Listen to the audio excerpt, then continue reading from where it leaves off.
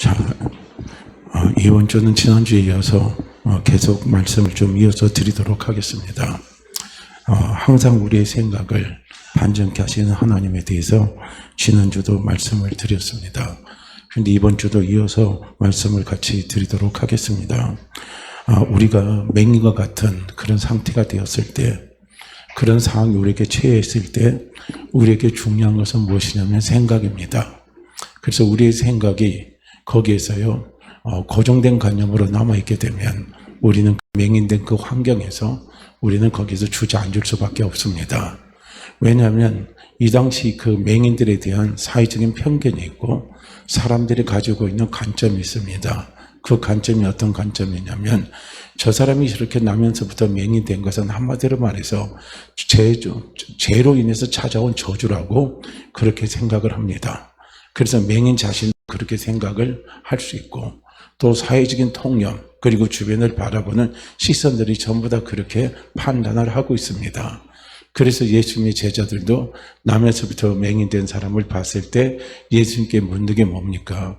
저 사람이 맹인된 것은 저 사람의 죄 때문에 그렇습니까? 부모의 죄 때문에 그렇습니까? 하고요 예수님께 물어요.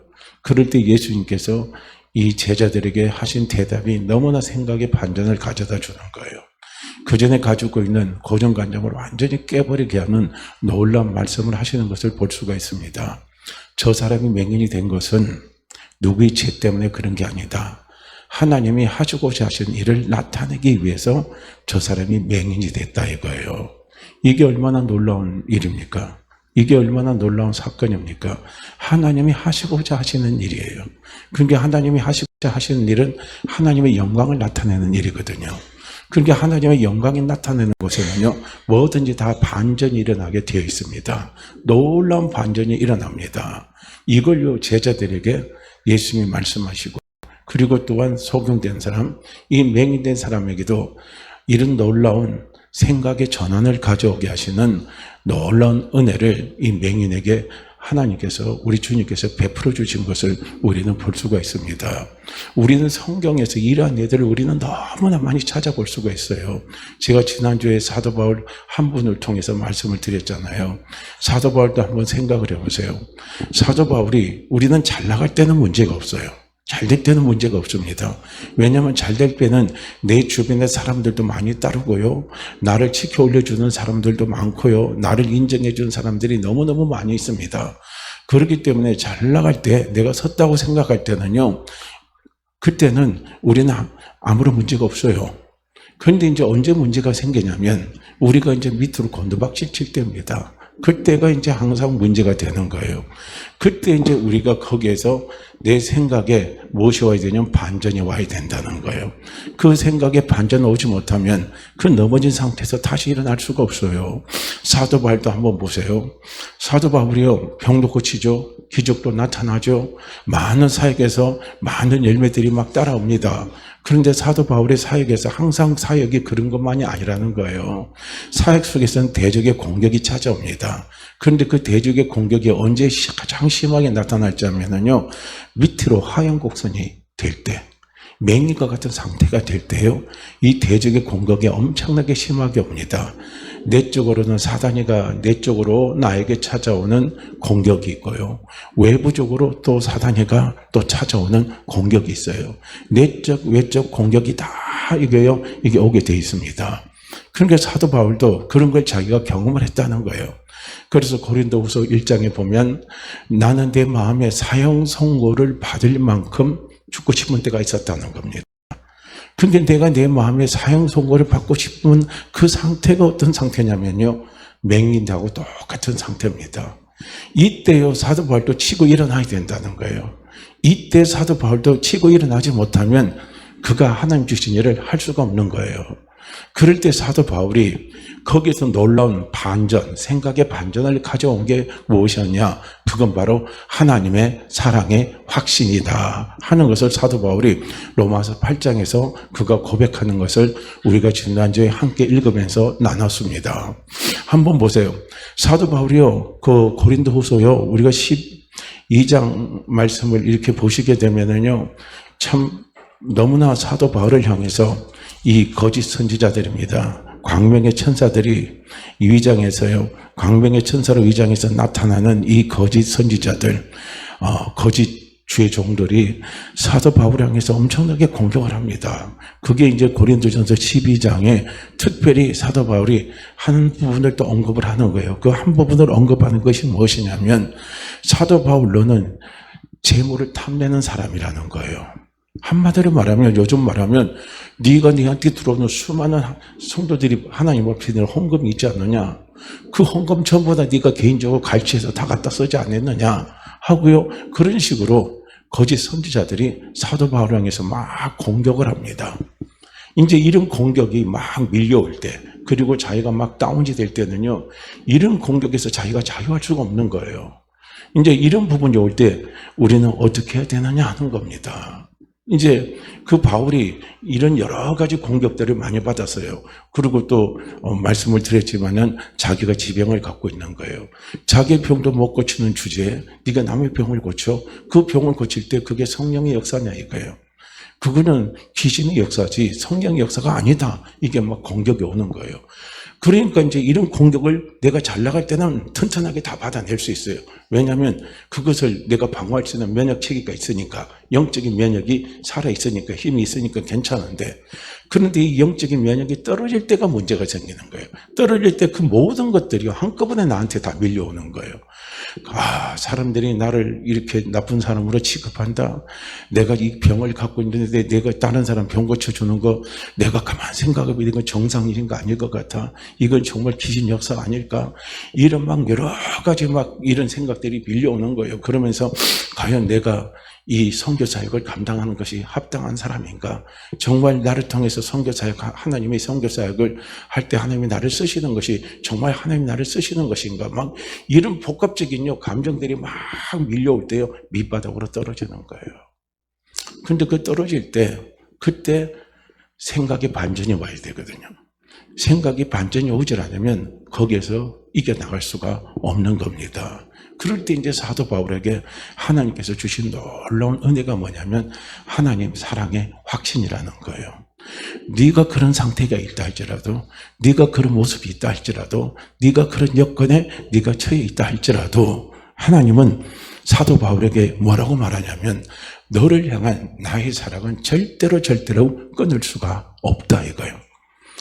끊을 수 없는 내 사랑이 너와 함께 하기 때문에 너는 거기에서 힘을 내라 이겁니다.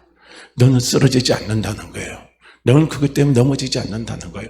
나는 여전히 너를 사랑하고 나는 여전히 너를 통해서 나의 사역을 하나님은 하기를 원하고 나는 여전히 너를 통해서 내 영광의 능력과 너를 향해서 내가 주고자 하는 축복의 열매를 내가 다 주기를 원한다는 겁니다.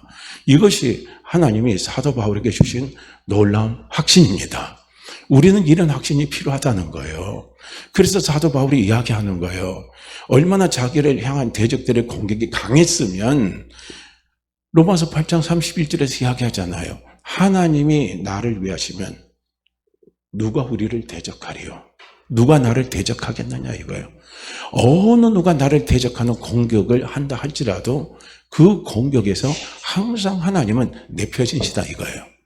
그런 게 그 대적은 뭡니까? 영적인 존재가 있고 육적인 존재가 있어요. 뭐 근본적으로 따지면 다 영적인 존재라고 우리는 할 수가 있는데 구태여 나누자면 그렇게 나눌 수 있어요. 육적인 존재는 뭡니까? 바깥으로 드러나는 거예요. 바깥으로 드러나서 거짓 선지자들이 또 바울을 대적하는 사람들이 또 바울이 사역하다 보니까 바울의 성격이 흑백 논리가 강하기 때문에 또 사역하다가 부딪히는 사람들도 있잖아요. 부딪히다 보면 마음에 상처를 입은 사람들도 있을 겁니다. 다 그런 사람들이 어떻게 합니까? 바울이 힘들고 어렵고 밑바닥을 칠 때 다 공격을 하는 거예요. 그 다음에 내적인 사단이 공격하는 내 안에서의 이 공격이 있습니다. 그건 뭡니까? 자기 스스로 자책을 갖는 거예요. 자기 스스로 비하를 갖는 겁니다. 이제 이런 것들이 공격해 올 때 사도 바울이 이겨내야 되거든요. 이건 우리도 신앙생활 때 마찬가지입니다. 우리가 하나님이 주신 복의 축복을 누리려면 그런 모든 공격에서 우리가 이겨낼 수 있어야 되거든요. 그걸 이제 이겨낸다는 것이 무엇이냐면 첫째는 내 생각이 반전이 와야 된다는 거예요. 왜냐하면 그때 그 공격 속에 찾아오는 우리의 보편적인 생각, 보편적인 고정관념에 내가 딱 굳어 있으면요, 우리는 거기서 쓰러집니다. 일어날 수가 없어요. 근데 거기에서 우리는 반전을 해야 된다는 겁니다. 그 반전을 할 수 있을 때는 가장 중요한 뭐가 있어야 되냐면 근거가 있어야 돼요. 확실한 근거가 있어야 된다는 거예요.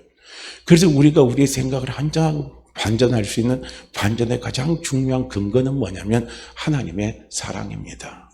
하나님의 사랑이에요. 그러니까 사도 바울도 자기가 그것을 통해서 반전을 일으킨 겁니다. 그래서 나중에 겪고 나서 그가 고백하는 것이 무엇이냐면 그 어떤 것도 내가 다 경험해 보니까 절대로 하나님의 사랑에서 나를 꺼내낼 수가 없더라 이거예요. 그래서 하나님의 그 사랑이 나를 하여금 넉넉히 이기는 삶, 승리하는 삶을 살 수 있도록 이끌어 주시더라 하는 것이요. 로마서 8장 31절에서 39절 사이에서 나타나는 사도 바울의 놀라운 고백입니다. 그러니까 우리도 이게 중요한 거예요. 그래서 우리는 항상요, 복음의 가장 중요한 핵심은요, 사랑입니다. 복음의 중요한 5가지 요소가 있어요. 5가지 요소는 뭐냐면 보혈, 그건 십자가입니다. 그 다음에 기도, 그 다음에 성령입니다. 그 다음에 사단이에요. 그리고 부활입니다. 이 복음의 가장 중요한 5가지 요소가 있는데 그 5가지 요소를 우리가 딱 뭉클어뜨려서 한 단어로 표현한다면 그건 바로 하나님의 사랑입니다. 나를 사랑하시는 하나님의 사랑이 있기 때문에 예수님이 십자가에서 못 박혀 돌아가셨습니다. 우리의 모든 죄를 다 감당하셨어요. 이제 종료주간 아닙니까? 이제 고난투주간의 시작입니다. 왜 예수님께서 예루살렘에 입성하십니까? 예루살렘에 입성 안 해도 돼요. 예수님 그 피해도 됩니다. 그러나 중요한 것은 무엇입니까? 나를 사랑하시는 사랑이에요. 태초부터 하나님의 계획이 나를 사랑하시는 하나님의 계획이에요. 그 계획을 이루시기 위해서 예수님이 드디어 고난을 받기 위해서 십자가의 피를 흘리기 위해서 이제 예루살렘 성을 입성하시면서 그번에 금요일날 완전히 십자가에서 못 박혀 그분이 돌아가시잖아요. 그리고 3일 만에 부활하십니다. 그 부활이 이제 다음 주에 우리가 맞이할 부활 주일인 겁니다. 바로 그거의 사랑 때문에 그런 거예요.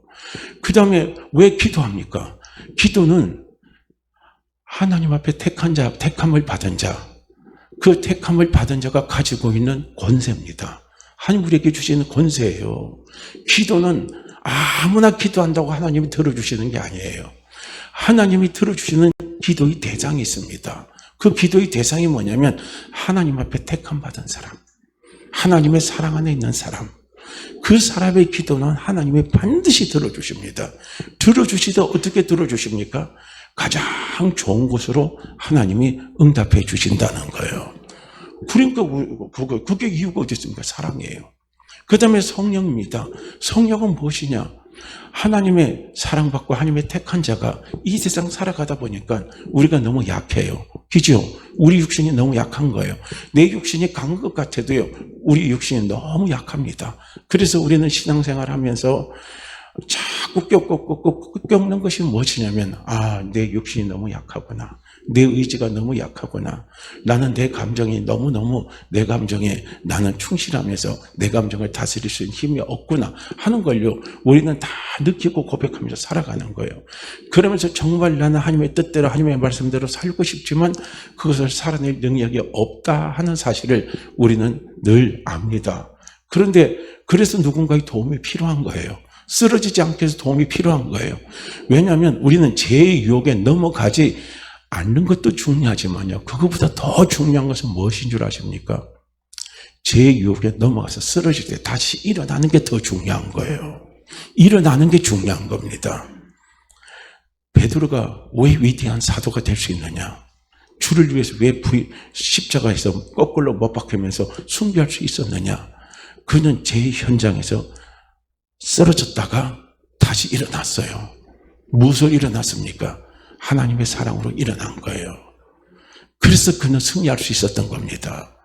우리는 자아의 싸움에서 진정한 승리는 뭡니까? 넘어지지 않는 것이 승리한 게 아니라 진정한 승리는 뭡니까?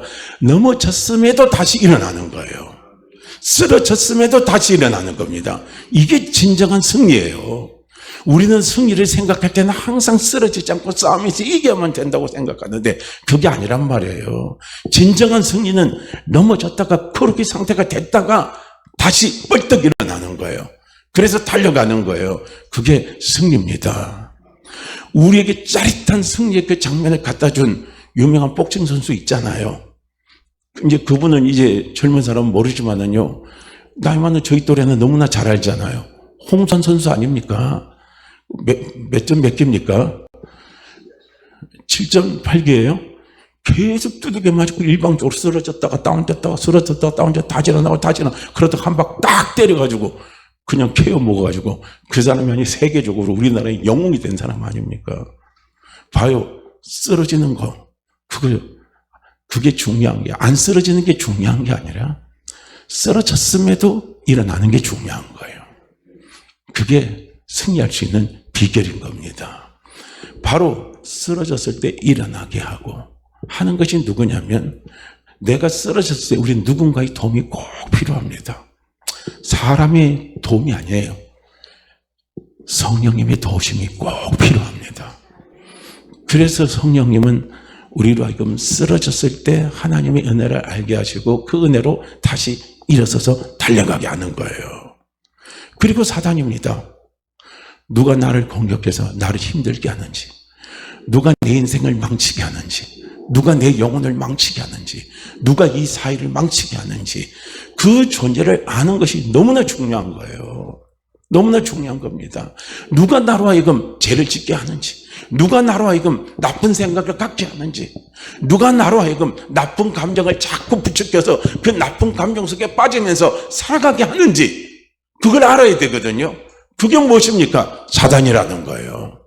그래서 그 사단을 이길 수 있는 힘은 무엇입니까? 성령밖에 없습니다. 성령님이 도와주시는 거예요. 왜 성령님이 도와주십니까?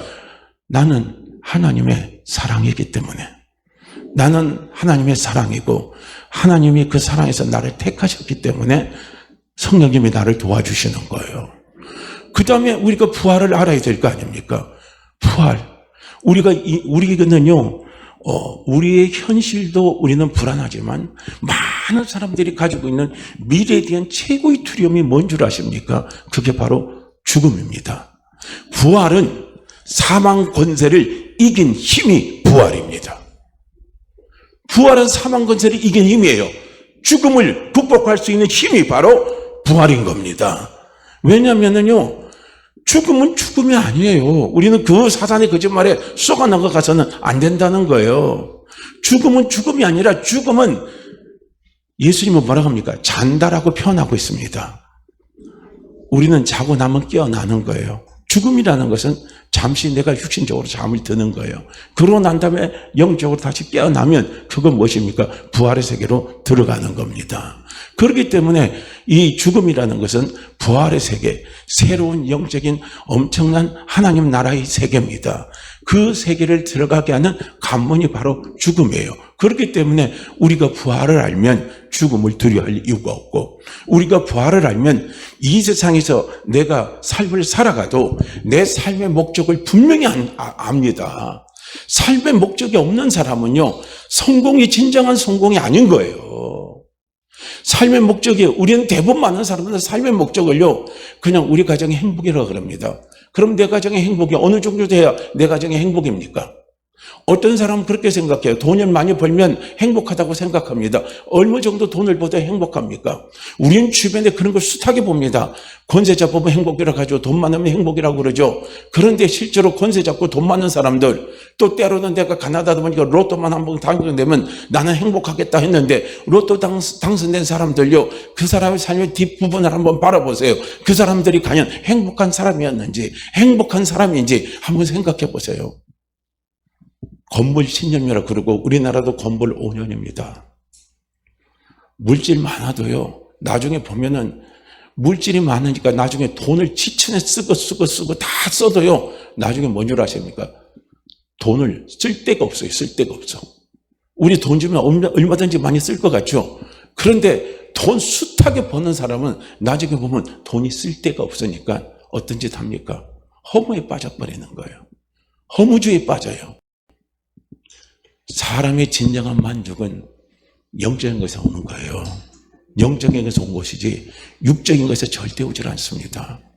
그리고 사람의 진정한 또 만족은 어디서 찾아야 되냐면 내 인생의 목적이 흔들리질 않아야 되는 거예요.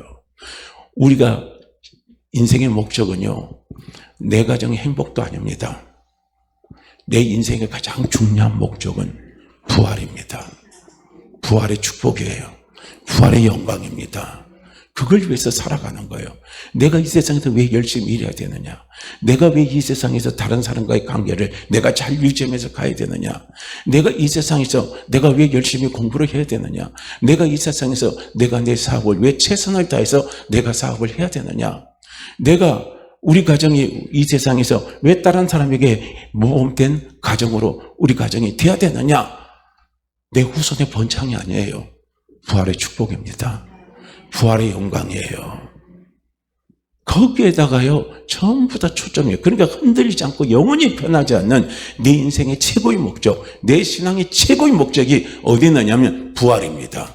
그래서 예수 그리스도를 믿는 우리가 부활의 세계가 열리지 않으면요, 그 사람은 신앙생활이 깡통입니다. 정말 안고 없는 찐빵입니다. 안고 없는 찐빵 잡숴보셨어요? 뭐 술빵은 맛있던데요, 그냥 술빵 말고요, 안고 없는 찐빵은 정말 맛없어요. 맛없습니다. 그래서 그거 주면 별로 사람들이 안 먹고 버려버려요. 우리가 신앙생활의 가장 중요한 핵심적인 안고가 바로 부활이에요. 그래서 우리 기독교 신앙의 핵심은 부활입니다. 부활이 빠지면 아무런 의미가 없는 거예요. 그래서 우리는 부활을 준비하셔야 된다는 거예요. 내 영혼의 때를 준비하시라는 거예요. 그래서 그래도 우리는 그래도 현명한 사람입니다. 그래도 우리는요, 뭘 해놨습니까? 영원한 생명보험은 들어놨어요. 근데 든든 이제 구찌가 문제죠. 한 구찌를 드는지 두 구찌를 드는지 세 구찌를 드는지 구찌가 문제잖아요. 이왕이면 부활한다면 구찌를 많이 들어놓으세요. 왜냐면요, 거기에 상품이 좋은 상품이고요, 정말 이자 퍼센트가 좋고요, 그런 데는요, 알면 우리가 구찌를 많이 여요. 하나 안 였습니다. 많이 여요. 그러니까 우리가 최고로 이어야 될 내 인생의 최고의 구찌가 무엇인 줄 아십니까? 부활이에요. 영원한 생명에 내 뭐예요? 구찌를 많이 여세요. 그래서 이거예요. 이게 전부 다 뭐입니까? 나를 사랑하시는 사랑입니다. 하나님의 사랑이에요. 이거예요. 그래서 우리가 이런 어려움이고 힘듦이 올 때 항상 사도 바울이 거기서 확실하게 깨달은 건 뭐냐면 하나님과 나와의 관계입니다. 하나님과 나와의 관계는 어떤 관계냐? 죄로 엮어지는 관계가 아닌 거예요. 죄로 보는 관계가 아니다는 것을 사도 바울은 철저하게 깨달았어요. 왜냐하면 사도 바울은 율법주의자예요. 바리새인 중에 바리새인입니다. 그러니까 바리새인 중에 바리새인자라는 건 뭐냐면 최고의 율법주의자라는 거예요. 그러니까 율법의 핵심은 뭔 줄 아십니까? 죄입니다. 죄 안 짓기 위해서 노력하는 게 율법의 핵심이에요. 왜냐하면 율법은 자꾸 우리로 하여금 죄를 드러나게 하거든요. 죄를 드러나고 죄가 자꾸 드러나니까 나는 하나님을 믿으니까 나는 죄를 안 져야지, 나는 죄를 안 져야지, 나는 죄를 안 져야지, 나는 죄를 안 져야지, 나는 죄를 안 져야지, 나는 절대 죄하고 동행 안 해야지 하면서요, 너무나 막 극덕적으로 막 자기 절제의 삶, 그리고 어떻게 합니까?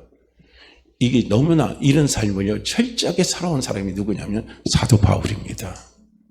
그렇기 때문에 그 사람의 사고 구조가 한 번에 확 바뀌는 건 쉽지 않는 거예요. 그런데 감사하게도 하나님이 사도 바울의 삶의 생각을 한 번에 확 이렇게 바꿔주는 은혜가 있어요. 그것이 뭔 줄 아십니까? 체험을 통해서 바꿔주시는 거예요.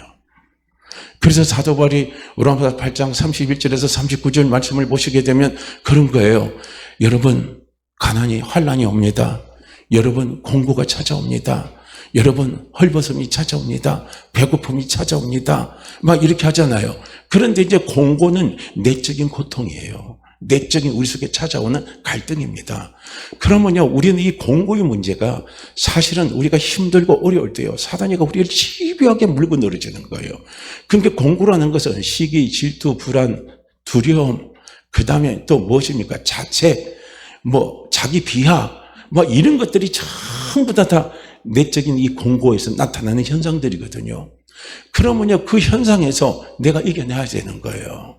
그러니까 사도 바울 같은 사람은요, 특별히 만약 철저한 율법주의 같은 사람들은 뭐냐면요, 내적인 공고가 찾아올 때 자책감이 가장 큰 문제입니다. 네가 죄를 졌기 때문에, 네 성격이 그 모양이기 때문에, 네 성격이 남을 품지 못하는 성격이기 때문에, 네 성격이 항상 보면 남의 약점을 보면 그거 가지고 막 공격하고 갖다 찍어대는 성격이기 때문에 네가 그 모양 됐다 이거야. 네가 그 일을 당한다 이거야. 그렇기 때문에 거기에 대한 하나님의 보응이 너에게 찾아왔다 이거예요. 사단은 그렇게 공격을 해옵니다. 이게 얼마나 무서운 건 줄 아십니까? 이게 얼마나 우리가 여기서 벗어나는 게 힘든 줄 아십니까? 그런데 사도 바울이 보니까 내 심적에 내 마음에 그런 공고한 상태가 있다 할지라도 하나님의 사랑은 여전히 변함이 없더라 이거예요. 그 사랑은 절대로 변함이 없더라 이거예요. 그래서 거기서 사도 바울이 다시 자기의 생각을 뒤바꿔버리는 거예요. 하나님이 나를 사랑하시니까, 그 사랑이 나를 떠나지 않으니까 그 사랑이 나를 도와주신다는 거예요. 그래 너희 대적이, 그래 사단이 네가 내 마음속에 많은 사람들을 통해서 나를 쓰러뜨리려고 공격을 하고 어떤 모습으로 네가 나에게 어떤 힘을 가지고 나에게 몰아친다 할지라도 끊을 수 없는 하나님의 사랑이 나와 함께하기 때문에 나는 잘 된다 이거예요. 나는 승리한다 이거예요. 하나님은 나를 도와주신다 이거예요. 그럼에도 불구하고 하나님은 나를 축복하신다는 겁니다. 우리가 이 확신이 너무 중요한 거예요. 그럼에도 불구하고 나를 사랑하는 거예요. 이게 사도 바울이 깨닫는 깨달음이에요. 이 사랑의 확신이 있으면요, 반전이 일어나는 거예요. 반전의 생각은 뭔 줄 아십니까? 그럼에도 불구하고요. 그럼에도 불구하고 하나님은 나를 사랑하시고, 그럼에도 불구하고 나를 사랑하시기 때문에 하나님은 내 편이시고, 하나님은 나를 축복하신다는 거예요. 그래서 지난주까지 한 것은요, 외적인 부분에서 찾아오는, 환경적인 부분에서 찾아오는 공격에 대한 사도 바울의 반전입니다.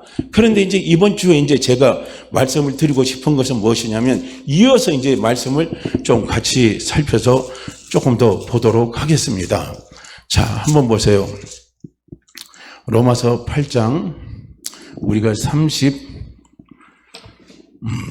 이제 지난주에 로마서 8장 35절까지 했죠.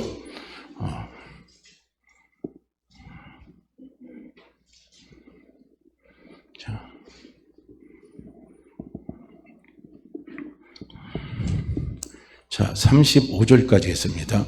누가 우리를 그리스도의 사랑에서 끊으려 환난이나 공고나 박해나 기근이나 적신이나 위험이나 칼이랴. 그렇게 35절까지 했고요. 그 다음에 36절 말씀해 보면, 기록된 바 우리가 종일 주를 위하여 죽임을 당하게 되며 도살할 양같이 여김을 받았나이다 함과 같으니라 그랬습니다. 그러니까 내가 그리스도 예수를 믿고 따라가는 데 있어서 많은 도살할 양과 같은 그런 위치에 처해 있는 핍박과 어려움과 고통이 찾아온다 할지라도 이 하나님의 사랑에서 나를 끊을 자 아무도 없다는 거예요. 이 말은 우리가 역으로 뒤집어서 말하면 그런 상황이 우리에게 처해지게 되면은요, 하나님의 사랑을 하나님 우리에게 나타내 보여주신다는 거예요. 그걸 우리는 여기서 깨달을 수 있는 거예요.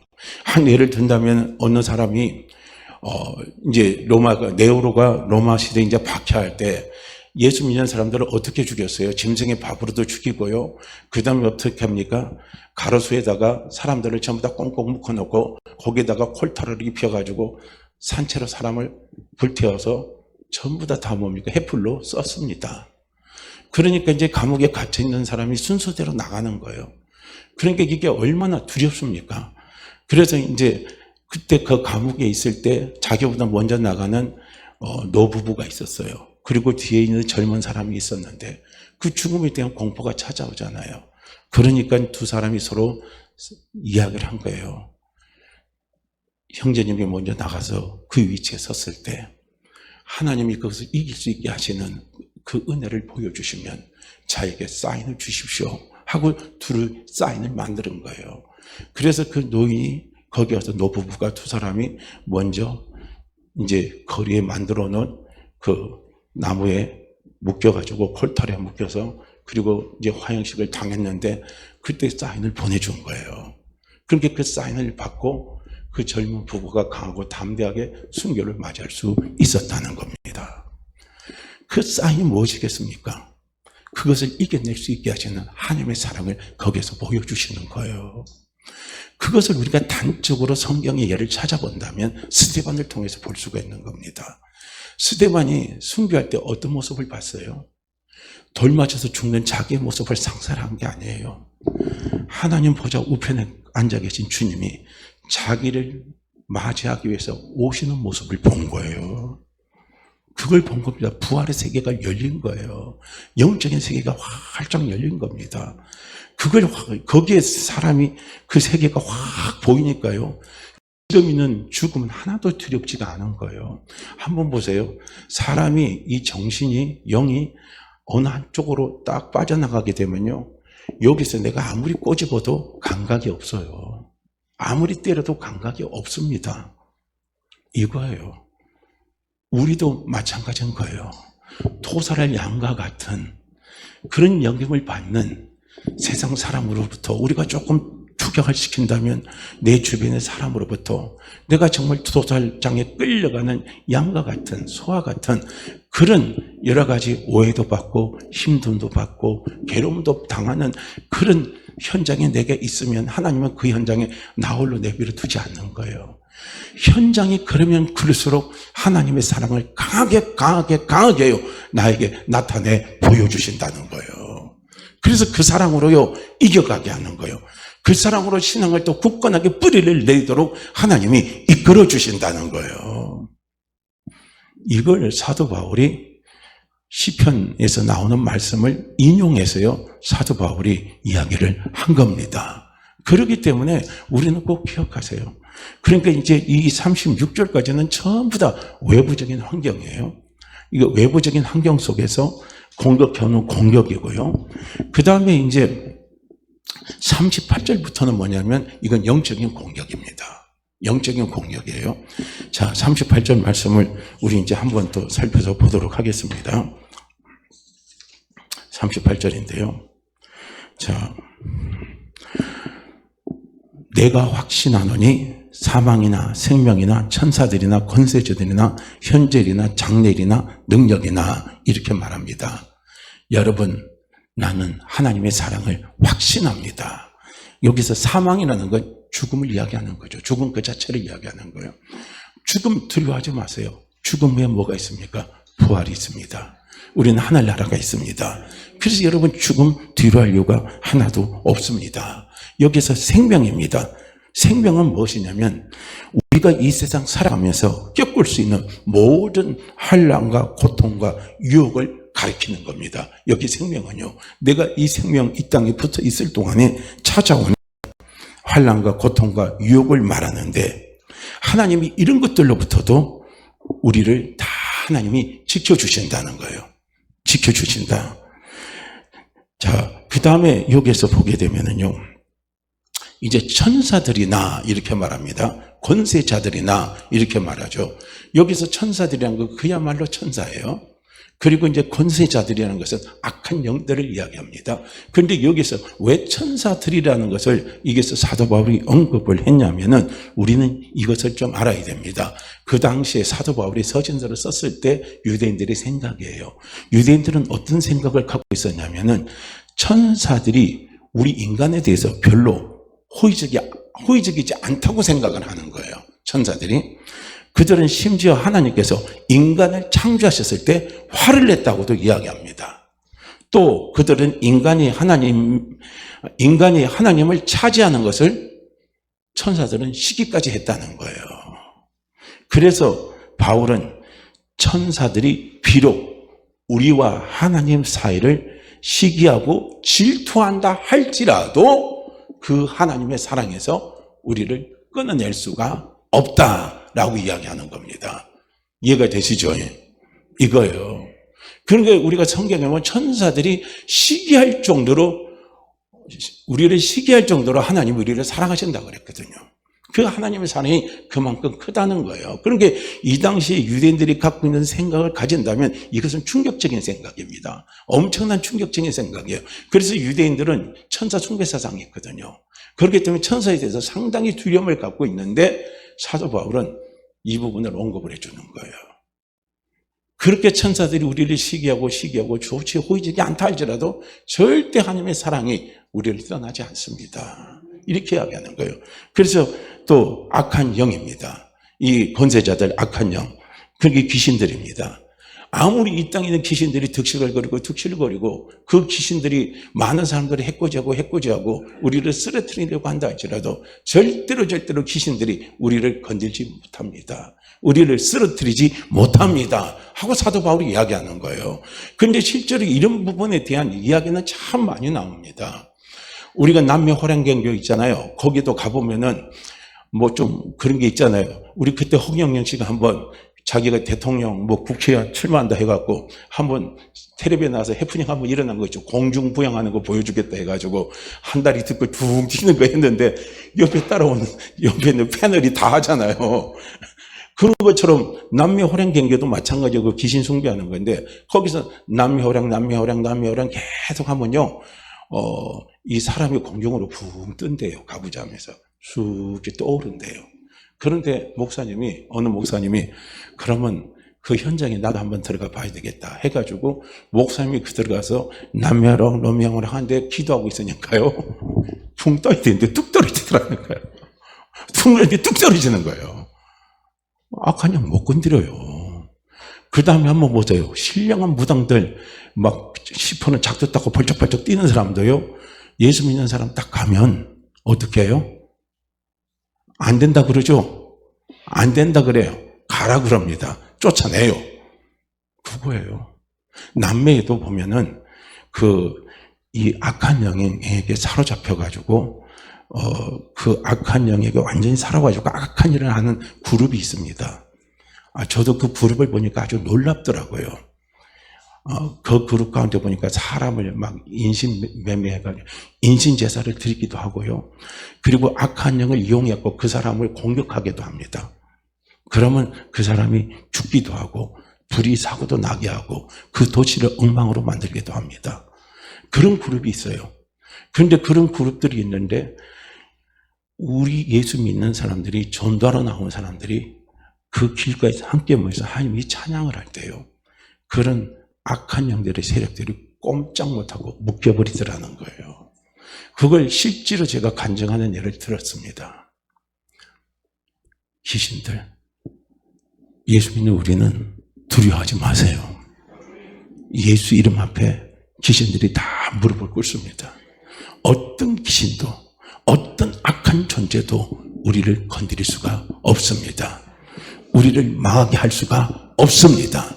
그렇기 때문에 이런 소리에 귀를 거기지 말라는 거예요. 아유, 이 집은 터가 강해가지고 귀신이 역사가 강해서 이 집에 오면 우리 집은 안 될 거야 하는 그런 생각 버리시란 말이에요.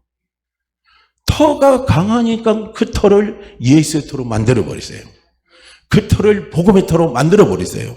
그 화가 복이 되게 만들어 버리는 거예요. 화가 복이 되게 하는 것은 예수의 이름밖에 없습니다. 예수의 사랑밖에 없습니다. 그래서 화를 복으로 만들어 버리시라는 거예요. 그래서 귀신들이 우리를요 절대로 못 건듭니다. 건들 수가 없어요. 그러니까요 우리는 그런 부분에 대한 두려움을 다 떨쳐버리시라는 거예요.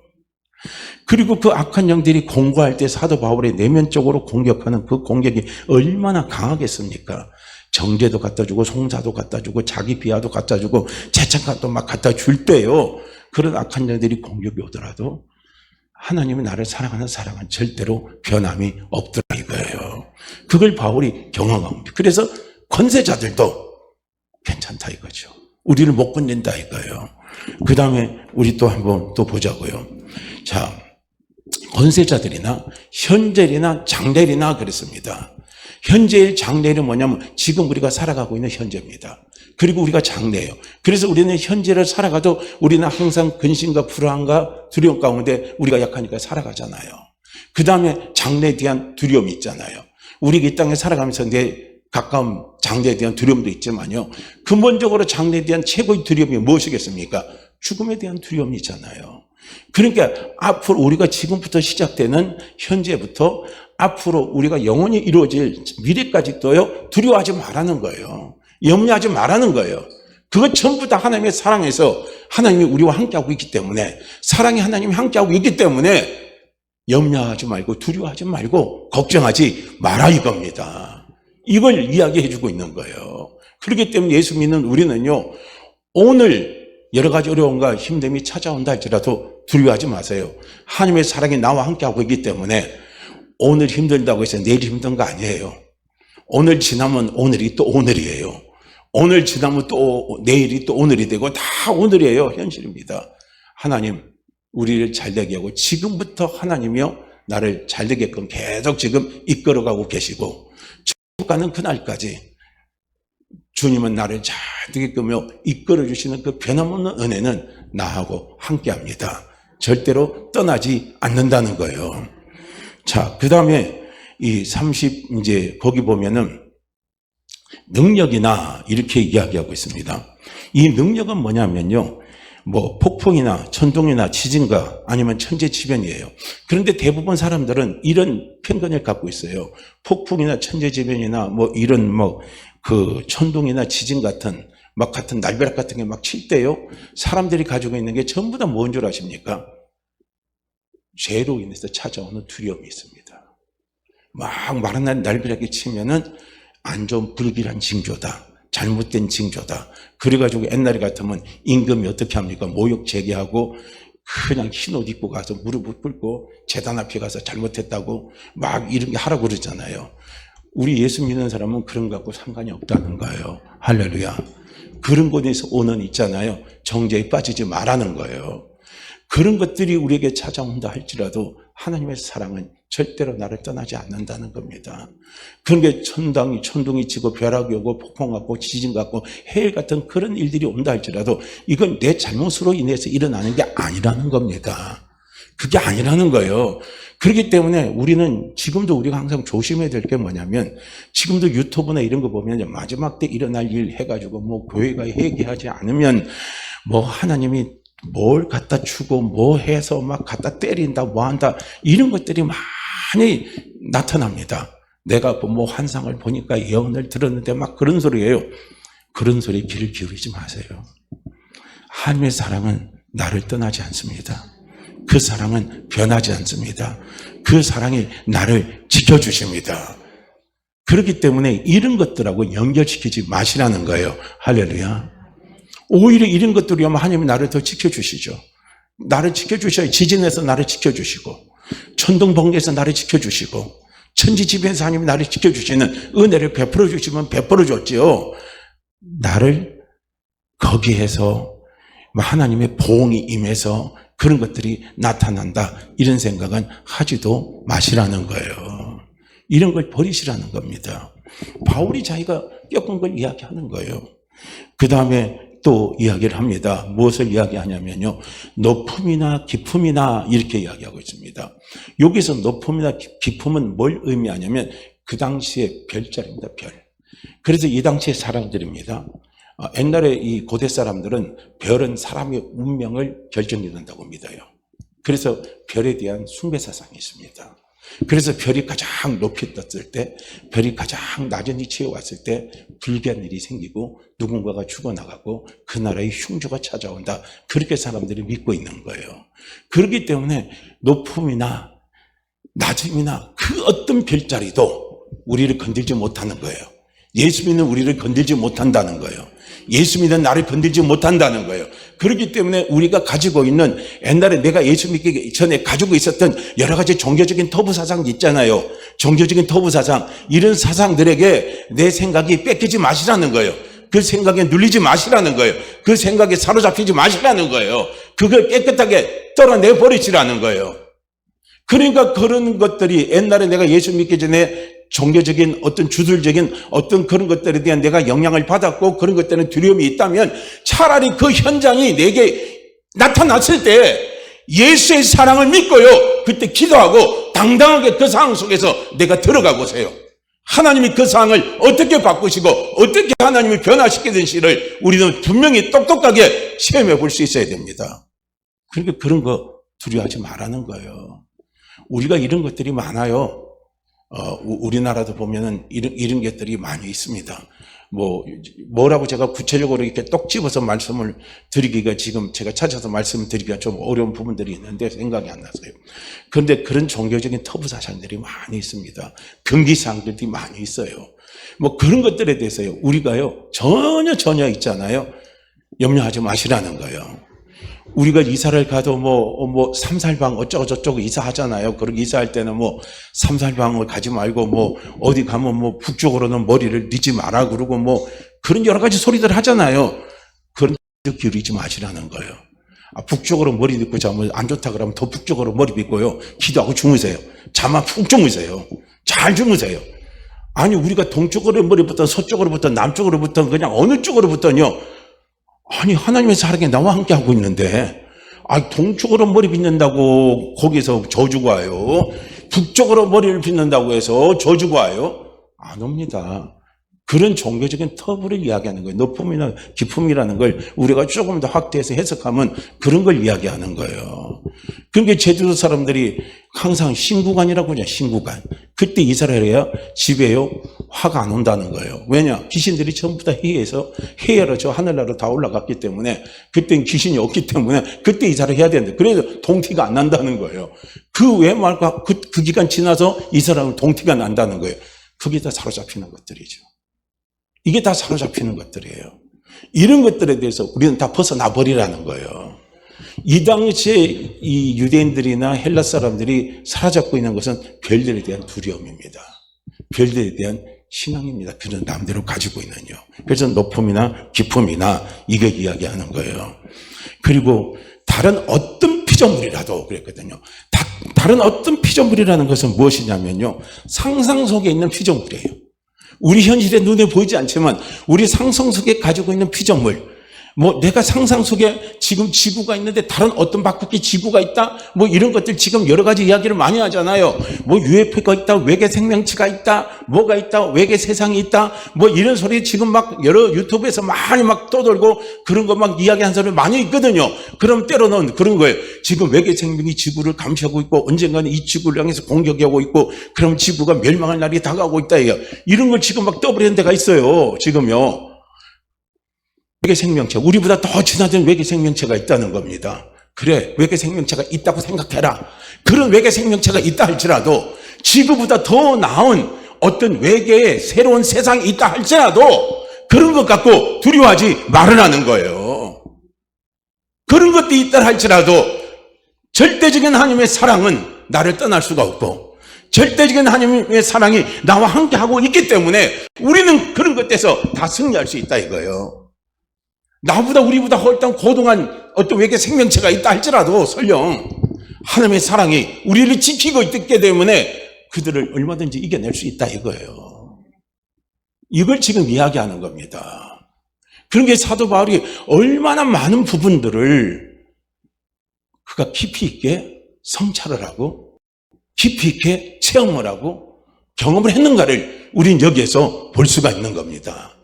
하나님과 우리 사이는 절대적으로요, 오늘 우리가 확실하게 알아야 될 것이 뭐냐면 죄로 엮여진 관계가 아닙니다. 사랑의 관계입니다. 절대로 사랑의 관계입니다. 절대적인 사랑의 관계, 아가페적인 사랑의 관계, 끊을 수 없는 사랑의 관계. 우리가 하나님을 배반하지 않는 한은 절대로 하나님이 나를 버리지 않는 그 영원한 사랑의 관계 속에 우리가 엮여져 있습니다. 그렇기 때문에 그 사랑이 있기 때문에요, 우리는 하나님이 내 편이기 때문에 우리는 넉넉히 이긴다는 거예요. 넉넉히 승리한다는 겁니다.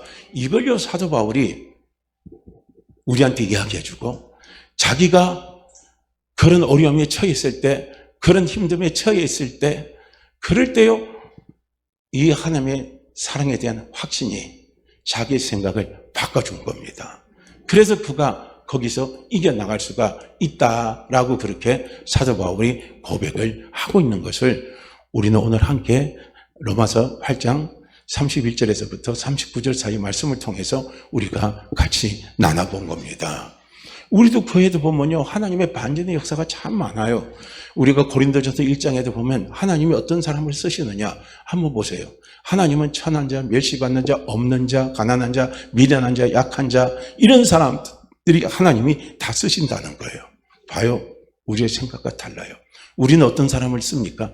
똑똑하고 유능하고 돈 있고 잘 나가고 이름 난 사람들, 이런 사람들을 세상 사람들은 갖다 쓰지만은요, 세상의 사람들은 가난하고 힘없고 헐벗고 뭐 이런 사람들요, 무시받는 사람들, 세상 사람들 안 씁니다. 아무리 써달라고 애원하고 부탁해도 안 써요. 그러나 하나님은 누구를 쓰느냐? 그런 사람들을 들어서 쓰신다는 거예요. 그러니까요, 하나님 앞에 택함을 받을 조건이 엄청나게 우리는 좋은 거예요. 내가 사람의 도움을 받는 것보다 하나님의 도움을 받는 게 좋아요, 안 좋아요? 그는 비교할 수가 없을 정도입니다. 비교가 안 되는 거예요. 그래서 우리는 내가 천하게 보인다 할지라도, 내가 약하게 보인다 할지라도, 내가 부족하게 보인다 할지라도 그거 가지고 우리는 절망할 이유가 없다는 거예요. 그것이 있기 때문에 하나님의 사랑이 더 강권적으로 내 속에 함께 하시고, 그것이 있기 때문에 그 사랑이 나를 통해서 나타나시고 나를 사용에 쓰신다는 거예요. 그럼 우리는요, 얼마든지 반전을 가지고 올 수 있잖아요. 나는 없는 것 때문에 나는 끝났어. 나는 천한 내 어떤 성분 때문에 나는 안 된다고 하는 그 포기에서 우리는 얼마든지요, 우리는 이겨나가면서 소망을 보고 달려갈 수가 있잖아요. 보세요. 그렇게 베드로와 같은 사도가, 보세요. 고넬료 같은 사람이 베드로 앞에 무릎을 꿇었잖아요. 얼마나 천한 사람입니까, 어부면. 그런데 고넬료 같은 사람은 얼마나 존귀한 사람입니까? 근데 그 사람이 베드로 앞에 무릎을 꿇잖아요. 하나님은 그렇게 역사에 가시는 거예요. 하나님은 그렇게 써가시는 겁니다. 그리고 또 한번 보세요. 심령이 가난한 자는 복이 있나니, 그렇잖아요. 팔복이에요. 애통하는 자는 복이 있나니, 그랬잖아요. 봐요.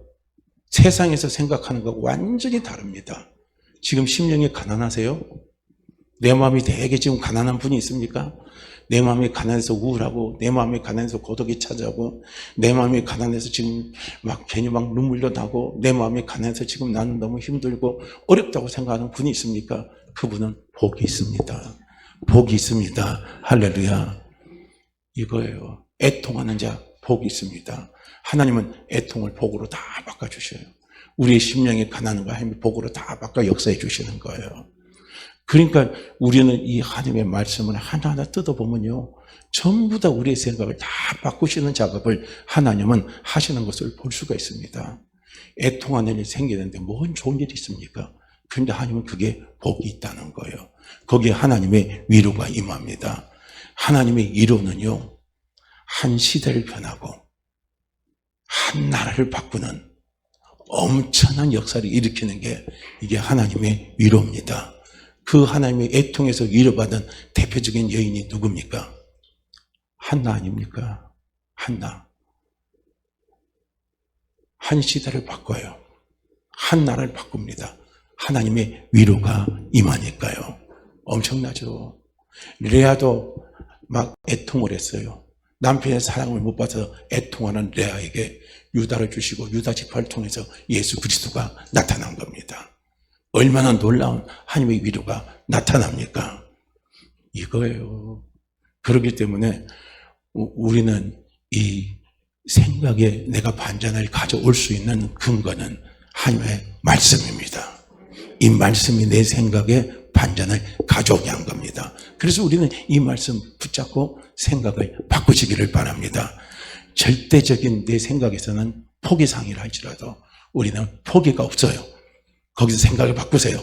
그럼에도 불구하고 나는 잘 됩니다. 그럼에도 불구하고 나는 성공합니다. 그럼에도 불구하고 길이 열립니다. 그럼에도 불구하고 나는 살아납니다. 그럼에도 불구하고 하나님의 영광이 나타납니다. 생각을 바꾸시기를 바랍니다. 그 바꾸는 자에게 하나님이 길을 내주시는 거예요.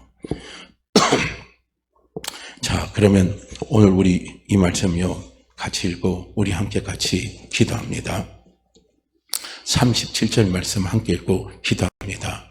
하나님의 사랑이 나를 떠나지 않습니다. 하나님, 이 하나님의 사랑 때문에 내가 어떤 상황과 어떤 위치에 처해 있다 할지라도 그럼에도 불구하고 하나님, 나는 잘 됩니다. 나는 승리합니다. 나에게는 길이 열립니다. 기적이 나타납니다. 하나님, 이 믿음으로 달려갈 수 있도록 성령님 도와주시옵소서. 우리 간절한 마음으로 함께 우리 기도하도록 하겠습니다. 37절 말씀 함께 읽습니다. 그러나 이 모든 일에 우리를 사랑하시는 이로 말미암아 우리가 넉넉히 이기느니라. 그러나 이 모든 일에 우리를 사랑하시는 이로 말미암아 우리가 넉넉히 이기느니라. 그러나 이 모든 일에 우리를 사랑하시는 이로 말미암아 우리가 넉넉히 이기느니라. 아멘. 우리 주여 한번 외치시고 기도합니다. 주여! 오 할렐루야. 하나님 아버지, 할렐루야. 하나님 아버지, 이 시간 아버지 머리숙여 아버지 앞에 감사함으로 아버지 앞에 감격하고 기도합니다. 오 성령여 도와주시고 성령여 도와주시고 성령여 도와주시옵기를